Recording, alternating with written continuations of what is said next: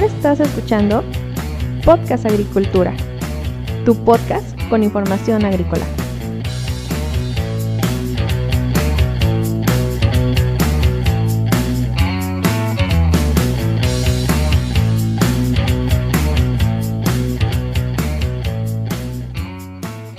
Hola, ¿qué tal? Yo soy Olmax Ayacat y me alegra que estés escuchando un episodio más de Podcast Agricultura. El día de hoy hice una entrevista a mi papá, el profesor investigador de la Universidad Autónoma Chapingo, Aurelio Bastida. La entrevista es bastante interesante, hablamos de distintos temas, entre ellos agricultura protegida y sus perspectivas a nivel nacional para los siguientes años. También tocamos un poco el tema de los huertos urbanos y hacia dónde se dirigen. Inclusive hablamos un poco de la cuestión entre la diferencia de producir a campo abierto y la diferencia de producir bajo una estructura de protección como puede ser un invernadero. Dos cuestiones completamente diferentes que requieren dos tipos de profesionistas con habilidades cada una enfocadas muy bien hacia estas actividades. Pues bien, te dejo con la entrevista, no sin antes comentarte que en blogagricultura.com presento muchísima información de importancia agrícola, en especial estadísticas por cultivo, tanto a nivel nacional como a nivel mundial. Están ahí los principales cultivos del país por si quieres darte una vuelta. También te quiero comentar que este podcast ya está disponible en las 4 principales plataformas de podcast que son iVoox, Spotify, Apple Podcast y Google Podcast, para que lo descargues cada uno de los episodios en la plataforma que más te guste y pues le des like, seguir o cualquier cosa que nos ayude a llegar a más personas. También recuerda que las notas del programa están en blogagricultura.com/podcast, ahí buscas el episodio, que en este caso es el 038. Ahora sí, vamos a pasar a la entrevista. Entonces, me gustaría comenzar preguntándote, digamos a grandes rasgos, ¿cuál es tu perspectiva sobre la agricultura protegida en México? Interesante pregunta. Bueno, la primera aclaración es que la agricultura protegida, invernaderos, son muchas cosas más. Dentro de todas esas cuestiones, a lo que menos se ha puesto atención han sido las tecnologías intermedias de la agricultura protegida. Para empezar, la agricultura es protegida desde que nace. Okay. Sin embargo, el concepto actual de agricultura protegida, o sea, el concepto moderno, es a partir de las estructuras que se utilizan para protegerlo y otra serie de técnicas, entre las que están los sistemas de riego y una serie de materiales para poner cercas, para proteger del granizo, y todo eso entra dentro de la agricultura protegida. Sí. ¿Cuál es la perspectiva? Aquí no quisiera caer en la parte que caen muchos que se convierten en adoradores de la tecnología. Okay. Y que plantean que la tecnología pues va a hacer cosas maravillosas. Porque primero hay que tener presentes que en México alrededor se habla de un 70% de los productores son de bajos ingresos y no están en posibilidades de disponer de alrededor de 3 a 5 millones de pesos para comprar una hectárea de invernaderos. Muy bien. Esa es la principal limitante. De tal manera que no sería posible plantear una política en función nada más de los invernaderos, por ese detalle y por otros que tienen que ver con qué es lo que actualmente se puede producir y a dónde iría enfocado eso esos productos. Actualmente, por el alto costo de los invernaderos, se dice que o se recomienda que principalmente se cultiven productos de alto valor comercial. De alto valor y que además estarían enfocados a la exportación. Pero de entrada ese no es el alimento mayoritario de los mexicanos. Si bien es cierto, el jitomate, que es uno de los productos estrella dentro de la agricultura protegida, se consume casi a diario en cualquier lugar, pero es como un complemento, no como la base. La base de la alimentación mexicana está en el concepto de la milpa: maíz, frijol, calabaza, chile y nopal, y algunas otras quelites por ahí. Okay. De tal manera que en eso la agricultura protegida no ha incursionado en su parte más desarrollada, por una serie de razones. La primera de ellas es que para estos cultivos no tienen un desarrollo vertical y producir frutos, como el caso de el pimiento, el jitomate, el pepino, que se van desarrollando y van teniendo diferentes niveles de producción. De tal manera que nada más para producir maíz en invernadero implica que hubiera 3, 4 o 5 líneas de mazorcas. Hasta ahorita es algo que se ha empezado a desarrollar, pero todavía no está lo suficientemente avanzado, y menos con los maíces nativos, que son los que consume la población. Entonces esa es una de las primeras limitantes. Bueno, es la segunda limitante. La primera sería la económica. La segunda pues es esta.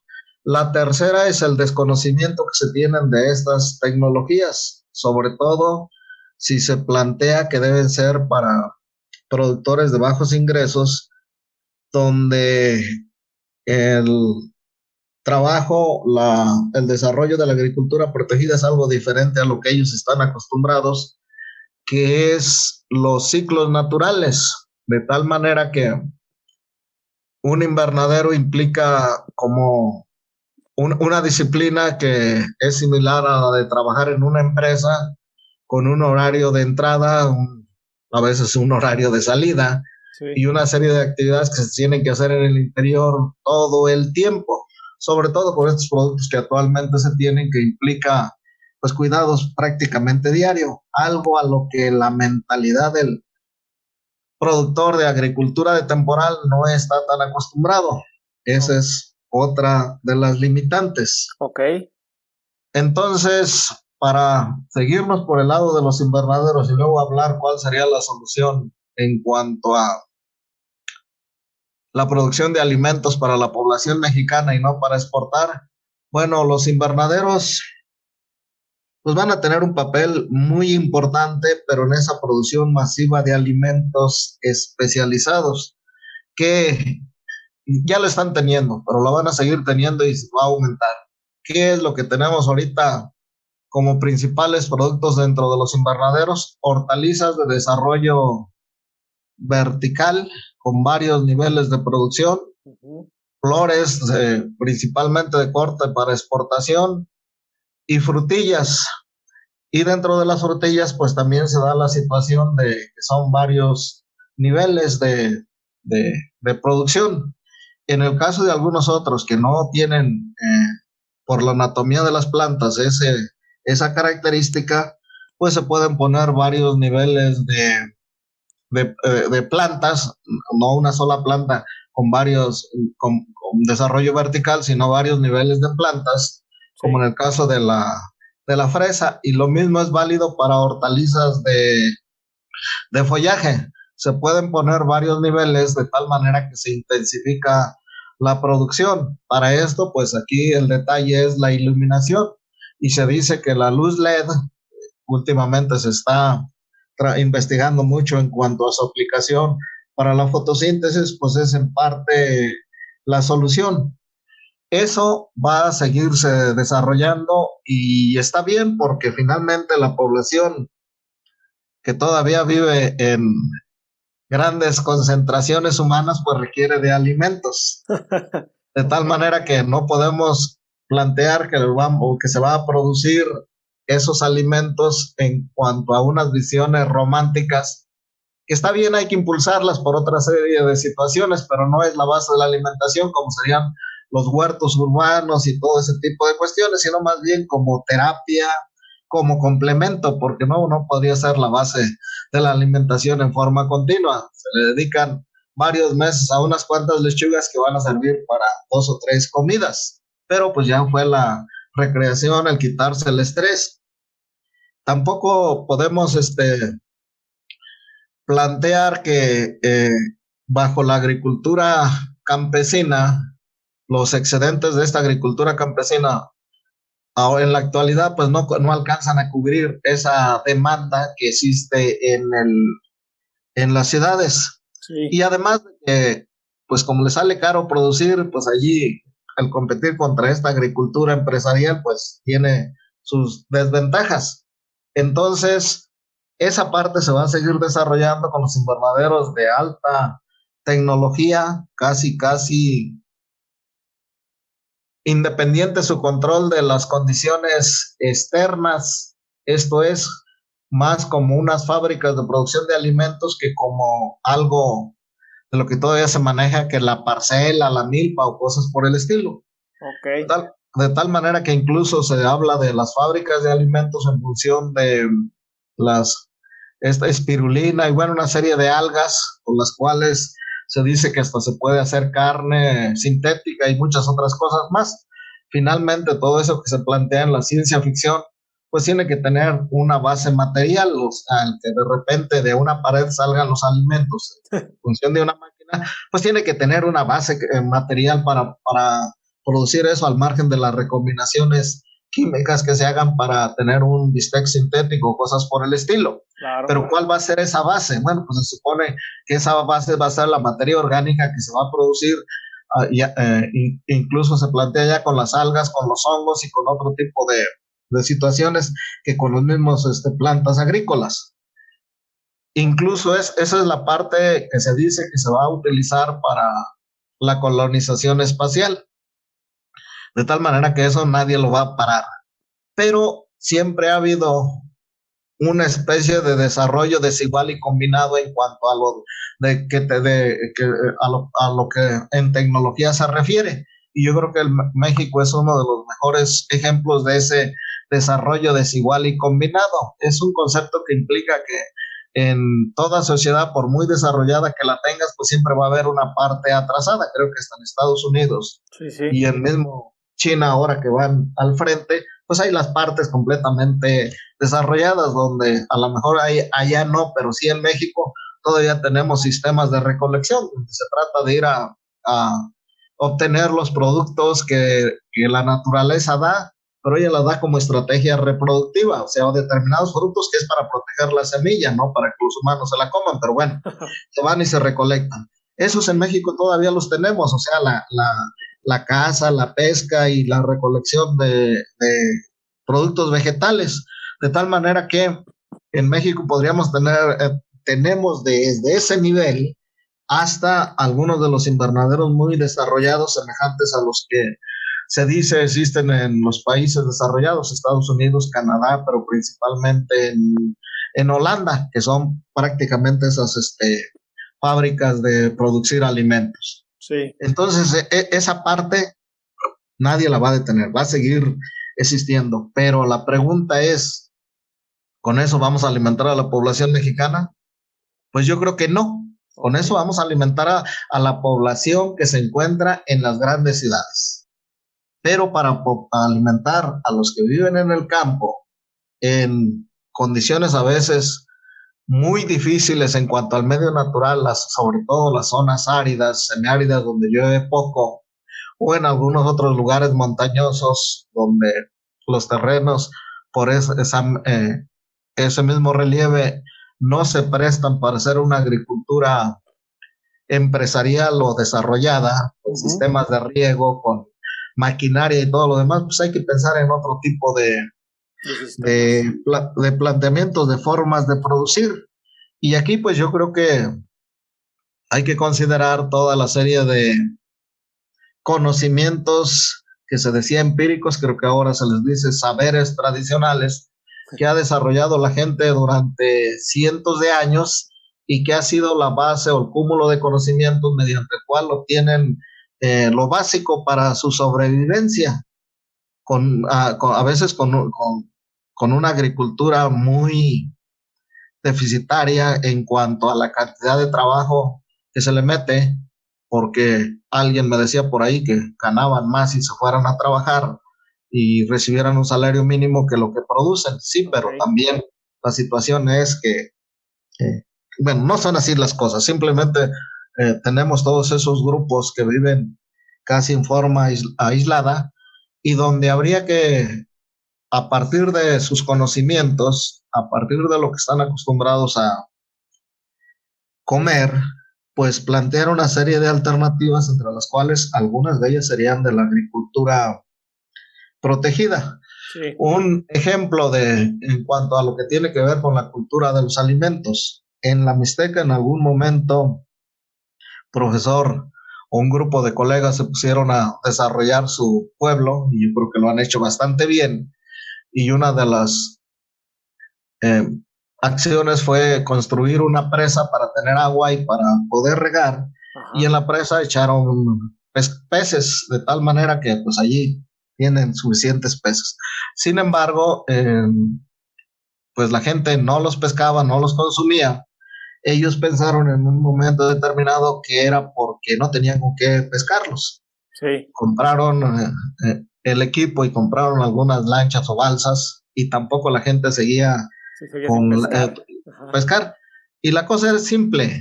La pregunta es, ¿en esa comunidad están acostumbrados a consumir pescado fresco? Claro. Pues ahí es donde primero hay que contestarse. Y si no están acostumbrados a consumir algo, pues hay que enseñarles incluso desde cómo se prepara. Porque si no hay la cultura, pues simplemente no va a haber quien sepa cocinarlos, quien sepa prepararlos de tal manera que simplemente no se consumen. Y muchos de los proyectos del gobierno luego van en ese sentido. Por ejemplo, con la producción de carne de conejo.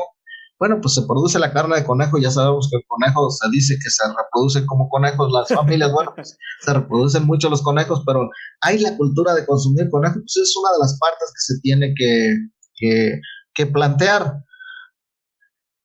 Ahora bien, con todo lo de la televisión y lo demás han cambiado los hábitos y se piensa que consumir productos ultraprocesados es lo mejor, o refrescos, que productos naturales, y donde incluso se estigmatizó, así como se dice que se estigmatizó al pulque, se estigmatiza algún tipo de productos o elementos que se consumen en las comunidades, como que se dice que son comidas de indios, pero la verdad es que son mucho más sanas. Claro. De tal manera que otro de las situaciones que tenemos y que debemos reforzar en el campo es esa base de alimentación que era relativamente amplia, pues que no se reduzca a unos cuantos alimentos, porque yo creo que si bien es cierto, en el futuro puede ser nada más en función de las algas, la verdad es que en México tenemos una amplia variedad de productos que se consumen regionalmente y que eso se debiera impulsar, así como impulsar las tradiciones o la cultura de muchos de esos grupos humanos. De tal manera entonces que allí no es tanto la agricultura protegida la que entraría o la que se debe recomendar si estamos pensando en que debe ser para alimentar a la gente del lugar, a las comunidades campesinas, que a lo mejor no son muchos millones de mexicanos, pero ahí están, y muchos de ellos pues son de los de mayor marginación. Entonces esa es la parte que luego se nos olvida en función de adorar al becerro de oro de los invernaderos de alta tecnología. Y hay muchas limitantes para poder llevarnos no solo no invernaderos de alta tecnología, invernaderos simplemente sencillos. Primero, la gente no está acostumbrada a trabajar en espacios cerrados, como no es un invernadero. Segundo, no está acostumbrada a ir diario a cuidar las plantas. La agricultura de temporal, ejemplificada con el maíz, es que se prepara el terreno, se deja algunos días allá, se surca, luego se va y se siembra, se espera unos otros días a que salga el cultivo, se resiembra, y después pues se le hacen algunas labores escardas, en segunda le llaman aporte, como se le llama en cada lugar, y se deja por varios días allí esperándose. De vez en cuando se va a combatir alguna plaga o algunas malezas, y ahí están a la orilla de la parcela esperando que crezca la planta. Sí, eso no representa un trabajo mínimo. Exactamente. Entonces no es tan fácil el introducir eso. Ese ha sido uno de los motivos por los que hay tantos invernaderos de los proyectos sociales abandonados, porque incluso yo creo que lo primero que habría que decirles a la gente que anda solicitando invernaderos en esas condiciones es si está dispuesta a trabajar los 365 días del año. Okay. Pero además, con cultivos que en determinado momento, como ellos no tienen mucha experiencia en la comercialización, pues pueden tener una buena cosecha, pero si en determinado momento hay algún problema, como por ejemplo que Estados Unidos cerró la frontera para el jitomate, pues ahí se van a quedar con su jitomate, ni las vacas se lo van a acabar de comer. Entonces hay que buscarle por otro lado. Y eso otro, en parte de lo que podemos agarrar de la agricultura protegida, pues serían algunas de las tecnologías intermedias de la producción, como serían los túneles bajos, enmallados para proteger del granizo, lógicamente la captación de agua para los sistemas de riego. Eso sería algunas de las cuestiones que habría que buscarle por ahí, porque de tal manera entonces que si no solucionamos el problema de la alimentación de esa gente que vive en el campo, pues vamos a seguir teniendo una serie de problemas en las ciudades, porque que llega gente expulsada de esos lugares, y ahora con lo del cambio climático, pues no sabemos por dónde venga.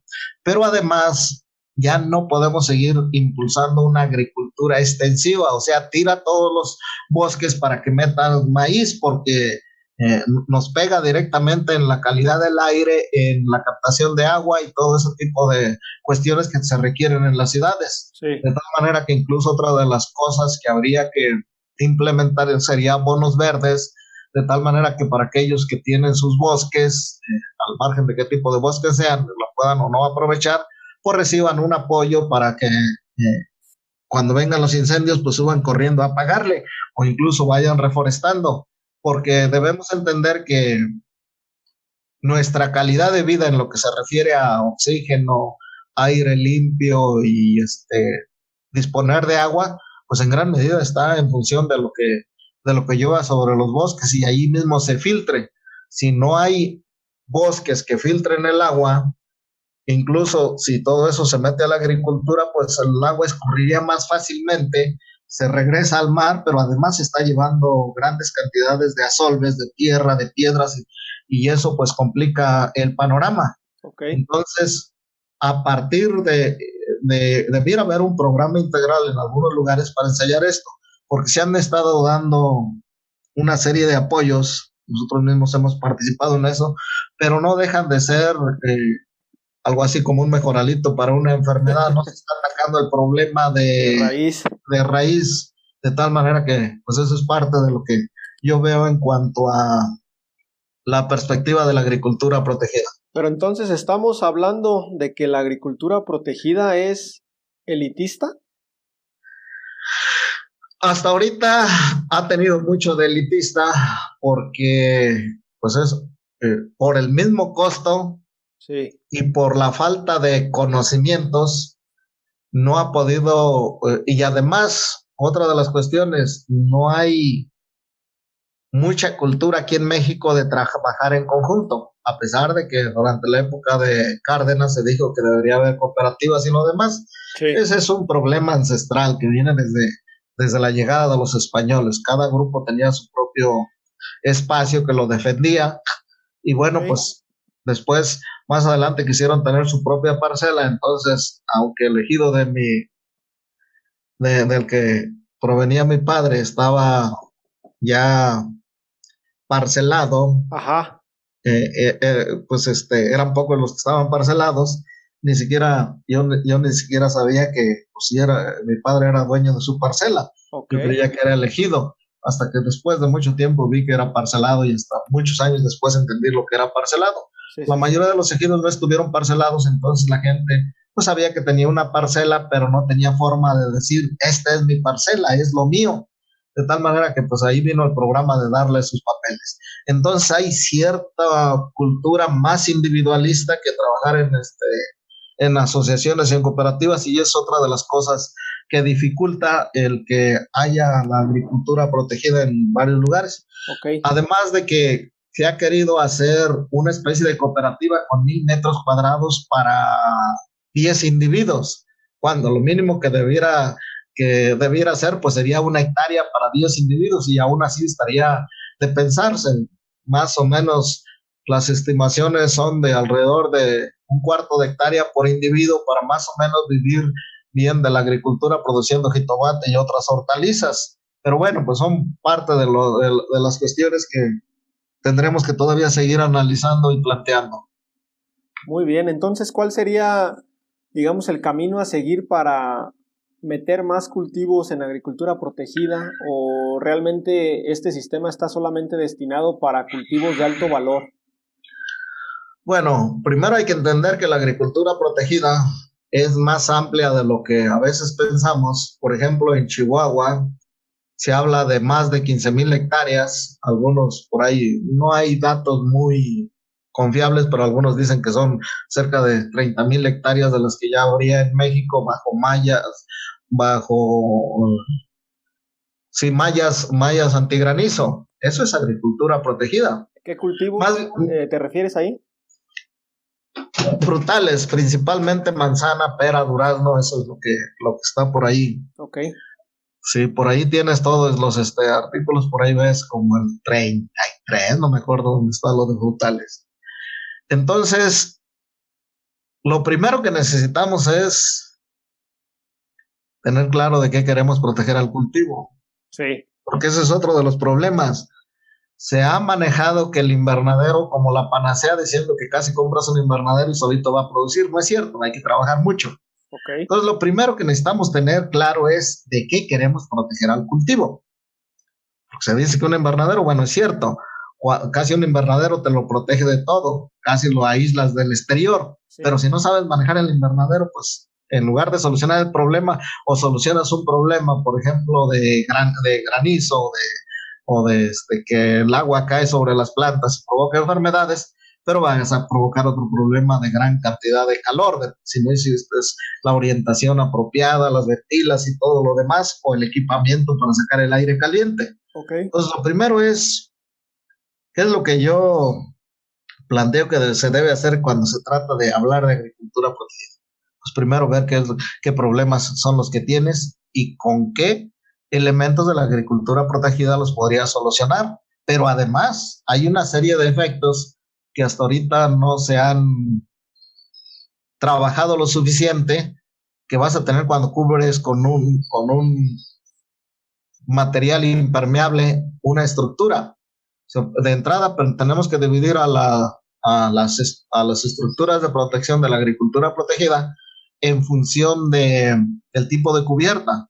Si es una cubierta impermeable al viento y a la lluvia, pues vas a provocar una serie de efectos que no todos van a ser apropiados para el cultivo. Sí. Si es un material permeable al viento y a la lluvia, como serían las mallas, pues vas a tener otras condiciones.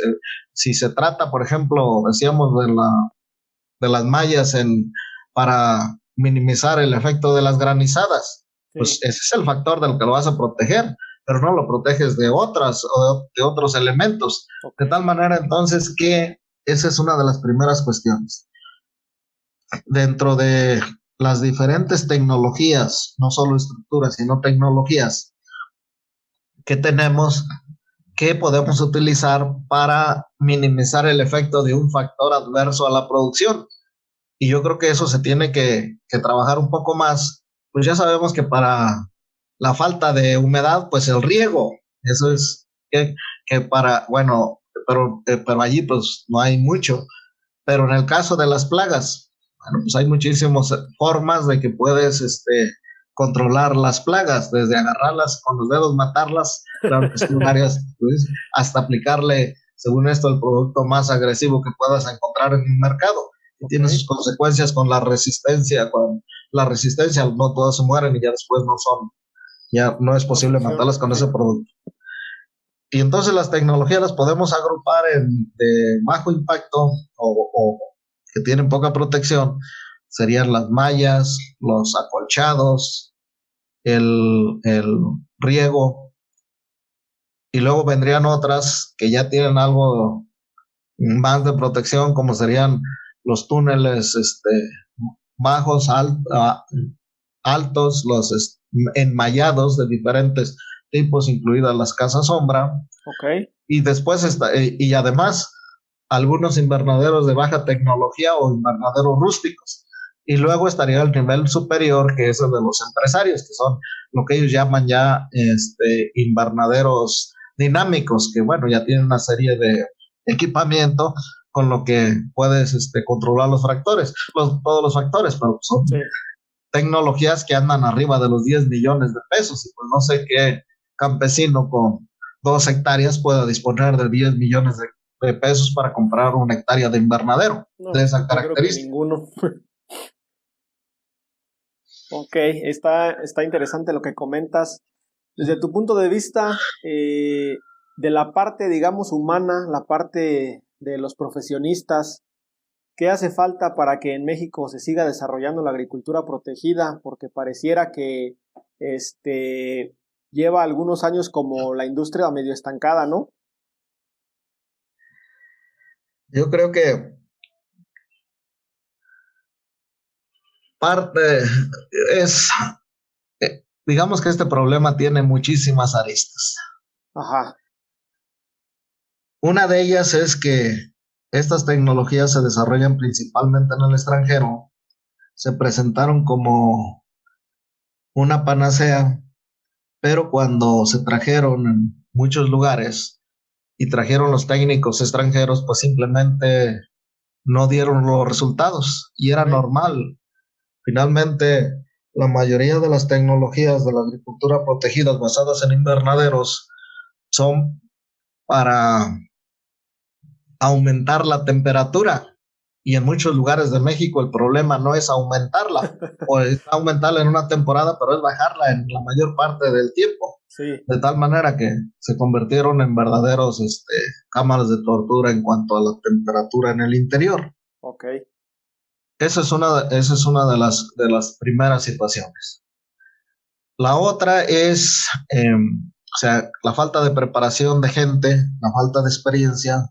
A pesar de que lleva ya unos 50 años, pues la verdad es que, como por ser, y sobre todo con los invernaderos, por ser una tecnología listista, no había penetrado mucho, más las 2 últimas décadas ya empezó a penetrar, de tal manera que no se ha creado una cultura de la agricultura protegida. Esto son productores o fueron productores que se empezaron a reconvertir, que finalmente pues traían su carga emocional en cuanto a cómo desarrollar la agricultura a campo abierto. Aún los mismos empresarios. Esa es la otra parte. Y por el lado de la preparación de técnicos, pues esta es muy deficiente. Demasiado deficiente, porque por lo mismo de que no hay mucha experiencia, no hay gente preparada para prepararlos, o al menos los que están adscritos a las universidades. Esa fue la experiencia que tuvimos con la carrera de agricultura protegida, de horticultura protegida, que había un grupo de profesores, principalmente de las preparatorias, de que decíamos que debería ser una carrera amplia, pero bueno, pues la experiencia solo estaba en pimiento, pepino y jitomate, y finalmente pues ahí quedó, y es algo que no se ha podido rebasar. Y decía uno de los chamacos ahora con lo de Marlín y los higos, que ellos estaban jitomatizados, y señalaban sus profesores por los que estaban jitomatizados.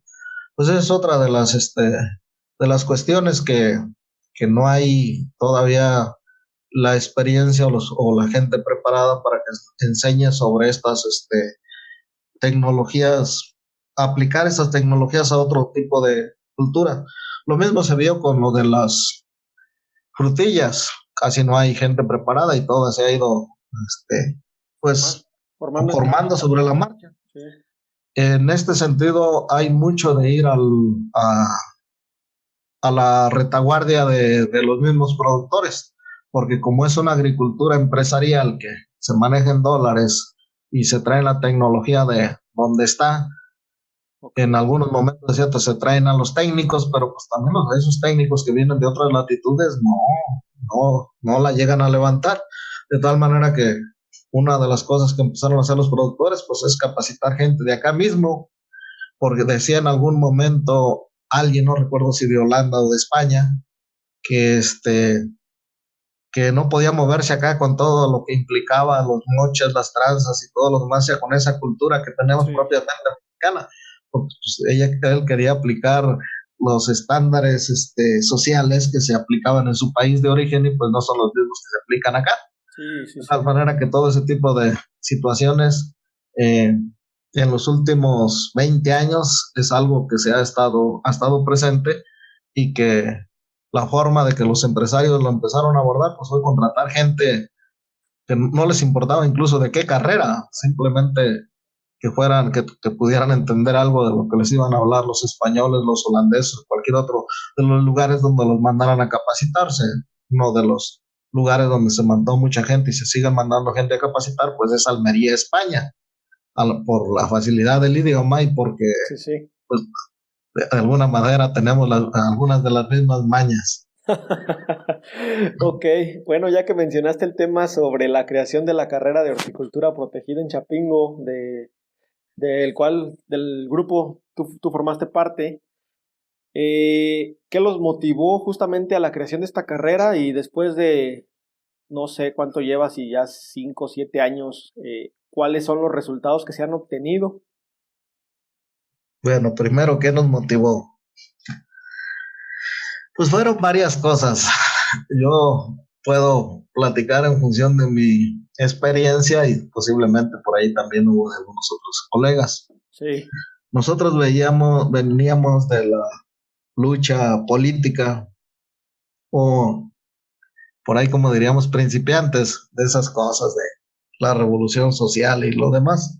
Okay. Cuando cae el muro de Berlín, pues dijimos ya se perdió la primera batalla, la guerra no se ha perdido, quién sabe cuándo continúe. Y entonces, como grupo ahí de gente afín, planteamos meternos en las cuestiones técnicas. Ya no teníamos qué hacer y ya éramos inquietos, entonces planteamos meternos en las cuestiones técnicas, y una de las cosas que nos dimos cuenta fue que los profesores que andaban en esas cuestiones técnicas pues no nos tomaron en cuenta cuando se les planteó la idea. Okay. Eso fue hace más de 30 años, alrededor de 25 años o 30. Sí. Y entonces, ¿qué fue lo que hicimos nosotros? Pues vámonos a estudiar, de tal manera que y lo otro, pues empezar a producir jitomate. Sí. Entonces nos fuimos a estudiar maestrías, algunos hasta doctorado, y a producir jitomate en hidroponía, porque se decía que por ahí venía el asunto. Okay. Después de 10 años más o menos, nos volvimos a juntar con esos profesores que tenían prestigio. Acá a nivel populachero se dice las vacas sagradas. Ok. Pero ya habían pasado 10 años, de tal manera que cuando nosotros planteábamos, los de preparatoria, planteábamos la idea, pues si eso se hubiera hecho, hubiera sido un poco antes.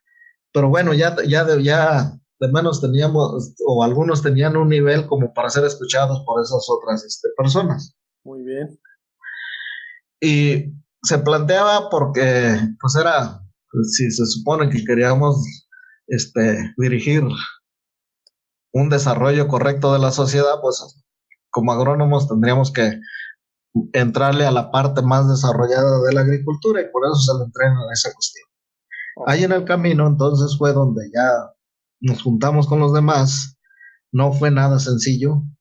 Hay mucho individualismo, mucho de...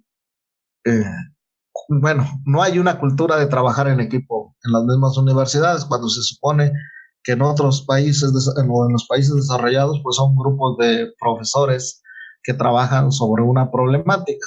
Entonces, eso fue una de las primeras cuestiones a vencer. Y uno de los elementos que se utilizaba es que si algunas de esas personas eran importantes, estaban teniendo una proyección fuerte en forma individual, pues en equipo se iba a tener mayor. Sí. Y efectivamente se hicieron planteamientos a la Zagarpa, que ahora es la SADER, y se dieron cursos, incluso diplomados internacionales, cursos para capacitar a los que ya andaban metidos en la agricultura protegida, tanto de FIRA como de la Zagarpa y de despachos y demás, y se dieron a nivel nacional, y yo creo que esos fueron nuestros grandes avances. Entonces se planteó una serie de cuestiones de tener unas unidades o invernaderos más acordes a lo que se requería, o sea, de mayor nivel tecnológico, el capacitar a la gente hacia afuera y como complemento, pues crear una carrera, más o menos, y además, pues llegar hasta el nivel de doctorado para investigar la problemática. Okay. El planteamiento era bastante correcto, pero en crear la carrera, ahí se acabaron los esfuerzos, porque es un poco difícil. Y entonces, como fue una carrera creada por 5, 6, 7 instancias, profesores de diferentes lugares, cuando en Chapingo se está en la idea de tener tu departamentito, tener tus profesores, aunque la mitad del tiempo las aulas no se están ocupando, pero finalmente pues son tu salón. Yo recuerdo en mi época de estudiantes que en la DICIFO, lo que ahora es la DICIFO, pues cada uno de los grupos tenía asignado su salón y nomás era su salón, o sea, como mi propiedad. Sí. Entonces, en parte eso ha sido lo que ha permeado. La otra, pues es la idea de que algunos de los que estaban ya haciendo negocios hacia afuera, capacitando, pues se vio reducido el número de horas, de tal manera que dijeron, no, pues yo no voy a seguir dando estos cursos a nivel de todos porque pues nomás me tocan 4 o 5 horas cuando antes me tocaban 15. Sí. Y eso fue uno de los elementos que ya no se siguió por esta parte. Por el otro lado, pues ya teníamos que ocuparnos con lo de la carrera, de tal manera que sí, ha venido a menos. Hay quienes dicen que ha sido bastante, yo digo que más, porque no ha sido tanto el entusiasmo de los chamacos, finalmente pues sigue hacia adelante, pero no estamos cubriendo todos los cultivos que se debieran cubrir dentro de la agricultura protegida. En lo que se está un poquillo más fuerte en lo de las hortalizas, pepino, pimiento, jitomate. De allí en adelante, pues todo lo demás anda con con más o menos deficiencias. En flores no se tiene mucho, no hay muchos profesores preparados, no se diga en frutillas, donde por allí pues despunta 1 o 2 nada más. Okay. Y cultivos tropicales, pues casi no hay nada. Frutales tampoco. Bueno, hay profesores de frutales, pero creo que no están participando con esa parte, y pues, sin duda alguna que la parte que tiene que ver con la protección de los frutales, pues verá allí como un tema único, pero no está allí. Pero sin embargo, eso es casi para todos los cultivos. La forma de trabajar en Chapingo, de que por departamentos y por especialidades, pues ha llevado a que cada quien vea la problemática en función de la ventanita que ocupa. Sí, y claro. Los de irrigación, pues solo ven la cosa a partir de la ventanita de riego. Los de plagas, pues solo ven posiblemente el asunto a nivel de cómo controlar las plagas. Y así yo creo que para cada uno de ellos es a través de su ventanita. Sí. Eso mismo aplica para los profesores investigadores que se han especializado en una sola cosa y solo ven la realidad a partir de su ventanita. Y es algo a lo que yo siempre les he dicho a los muchachos, no podemos llegar donde quiera recetando invernaderos, porque pues, no nada más con invernaderos podemos sacar adelante el asunto. De tal manera entonces que se ha olvidado que para este tipo de cuestiones, para una problemática multifacética, pues se tienen que hacer equipos. Tampoco creo que la solución es el crear un agrónomo general, porque algunos dicen, bueno, sí debiera existir un agrónomo general, pero como una parte nada más. Finalmente, cuando el agrónomo general, a lo mejor pensemos en que organiza a una comunidad para que le entre invernaderos, pues ya no va a servir para el riego, ya no va a servir para entrarle más de fondo al control de plagas y enfermedades, y entonces se requiere el especialista. Okay. De tal manera que la solución de la agricultura tendría que ser formar equipos interdisciplinarios y no nada más juntarse con los de su carrera, porque finalmente pues están a lo mejor potenciando sus conocimientos, pero también se están potenciando sus debilidades. Sí. Ok, tú a la fecha ya has visto egresar a varias generaciones de especialistas en agricultura protegida. Fuera de la cuestión técnica que, digamos, considero salen lo suficientemente preparados, en la cuestión de habilidades sociales transversales, ¿qué consideras tú que les hace falta para realmente salir a campo y hacer una diferencia? Ese es un tema escabroso porque se maneja que todo el mundo debe tener las habilidades y solo los robots podrían ser todos parejos. Ajá. O sea, una de las cuestiones que se tiene que ver es para qué sirve la gente. Si alguien es parco en las palabras y lo demás, pues no le podemos pedir que sea un vendedor. Ajá. Así como alguien que nomás le gusta estar hablando y las relaciones sociales, no le podemos pedir que sea un investigador que se concentre en solucionar un problema determinado. Ok. Entonces, de entrada, pues yo creo que no podemos plantear que todos debieran salir con determinadas capacidades porque de entrada no todos las tienen. Por la falta de la orientación, no sé, en este caso si sea profesional o de qué se trate, muchas veces no sabemos para qué somos buenos, para qué servimos. Y es a través de el paso del tiempo donde uno va uno encontrando para qué sirve. A veces no sabemos ni siquiera qué es lo que nos gusta. Esa es una de las cosas que yo les digo a los estudiantes para elegir carrera, pues vete a lo que más te guste y punto.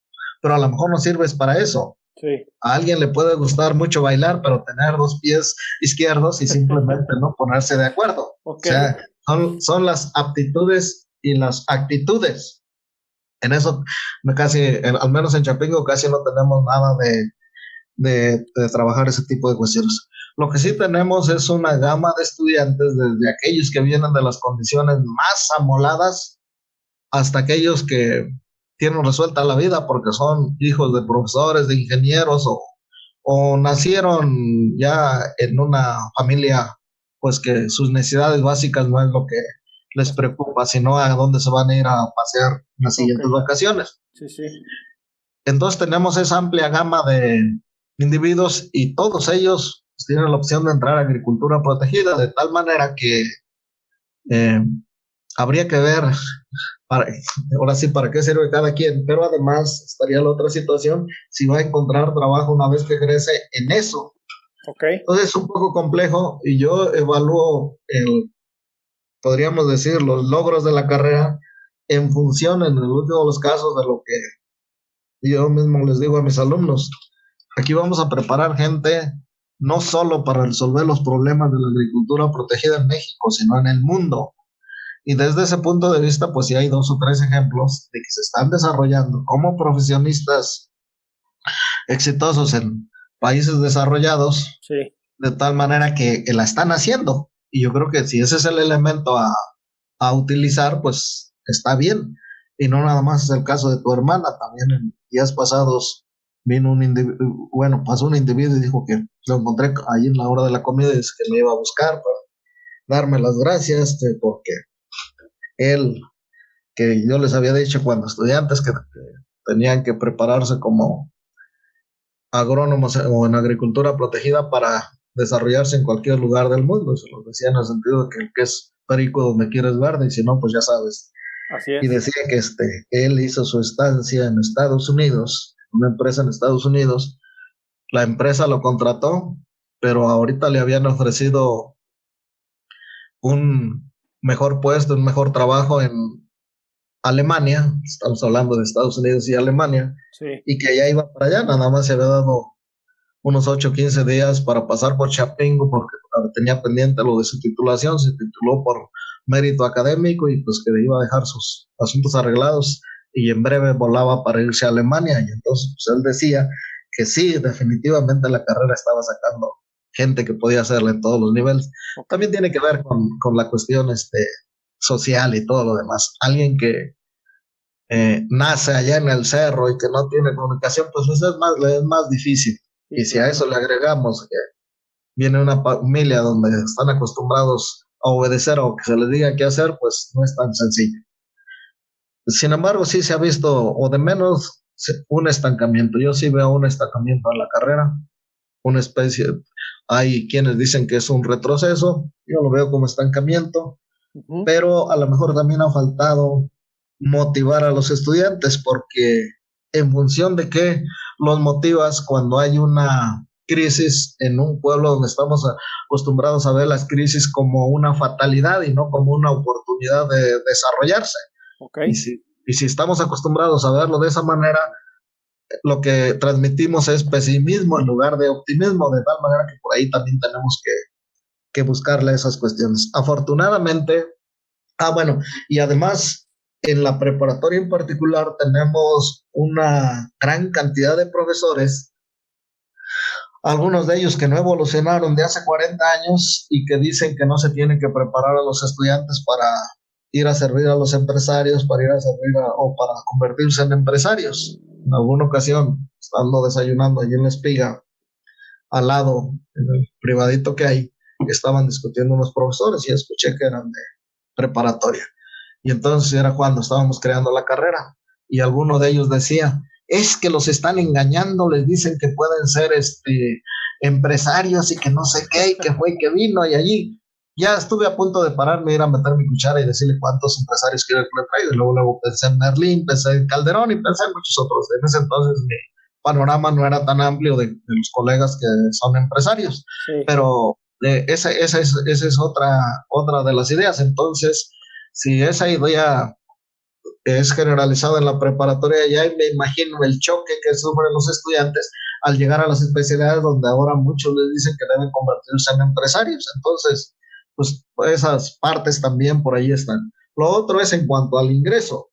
Tenemos desde aquellos que ingresan por alto promedio, los que se convierten en cuadro de honor y una gran cantidad que ingresa por otras situaciones. Yo le digo que ingresa por ser pobre, pero que traen muchas deficiencias. Claro. Eso todavía luego a veces cuando llegan a la especialidad no bastan 3 años para superar esas deficiencias. Todavía cuando llegan a la especialidad se nota.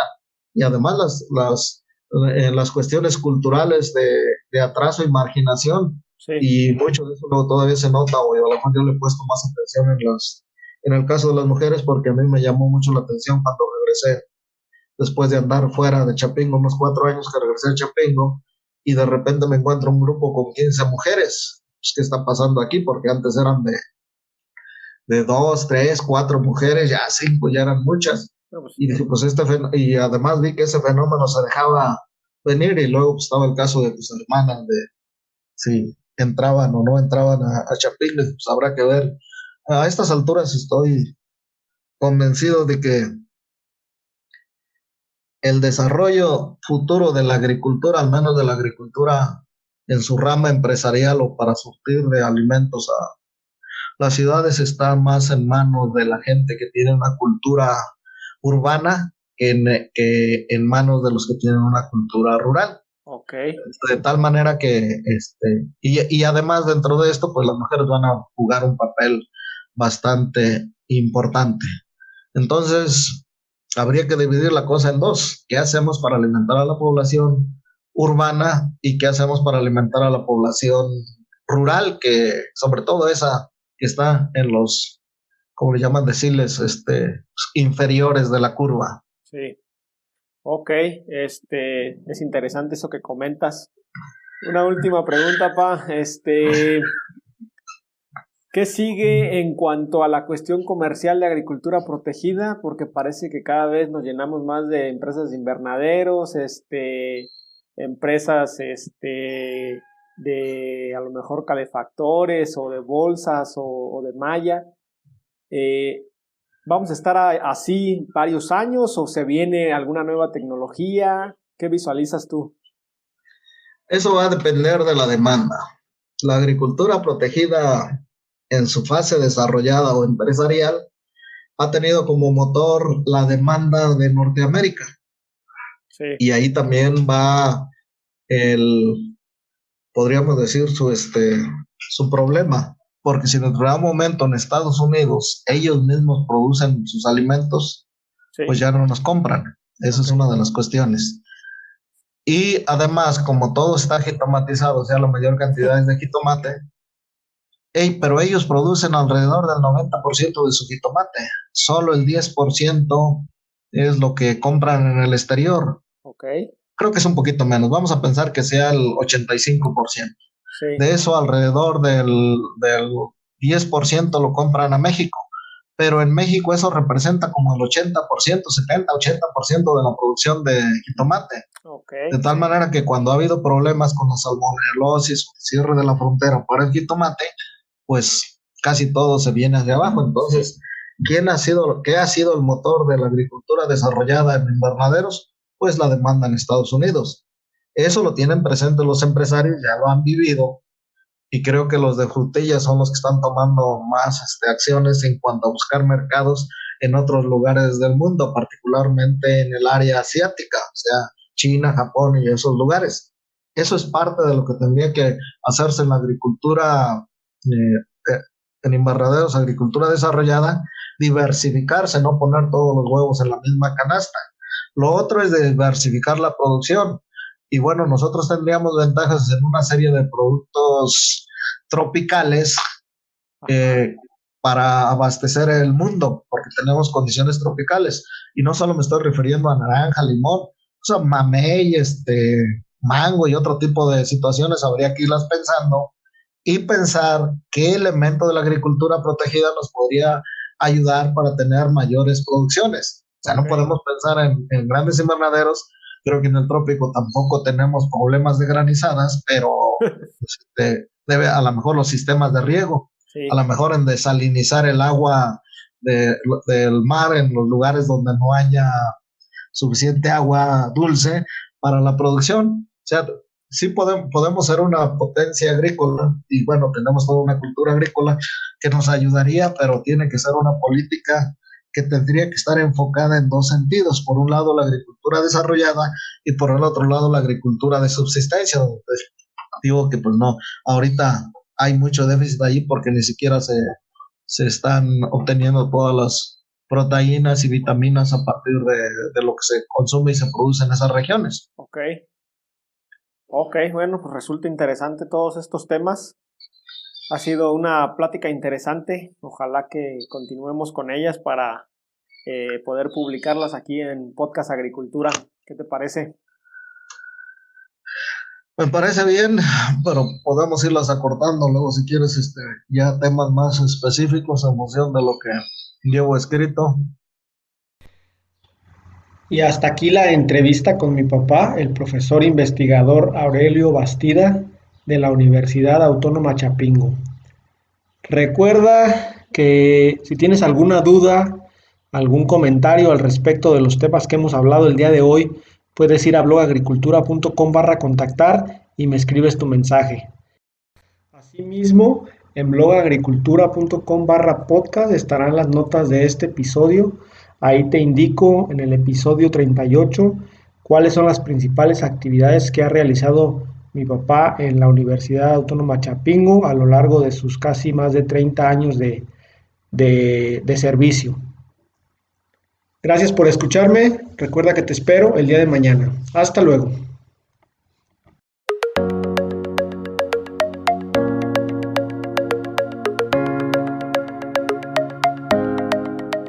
Hemos llegado al final de este episodio.